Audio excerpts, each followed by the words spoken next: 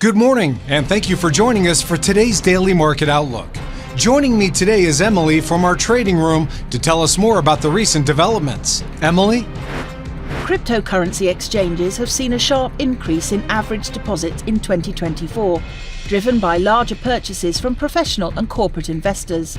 Binance saw its average daily Bitcoin deposit rise by 2.77 BTC over the year, outpacing competitors like Kraken and Coinbase. The world's debt stock surged by over $12 trillion in the first 3 quarters of 2024, to a fresh record of nearly $323 trillion.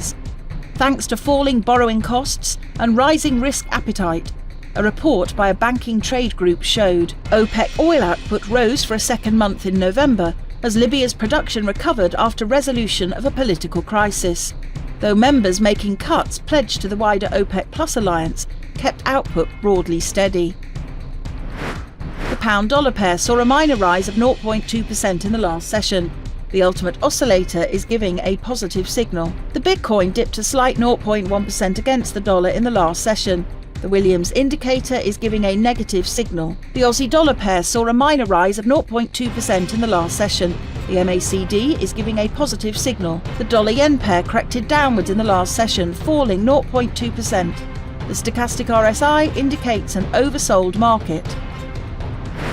The economic calendar in the coming days is rich with data releases that could impact the market.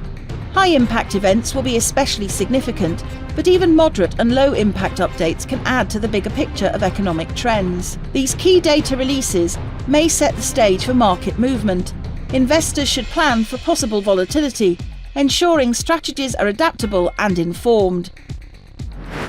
We hope that you've enjoyed today's Market Outlook. On behalf of all of us here, we wish you a productive trading day.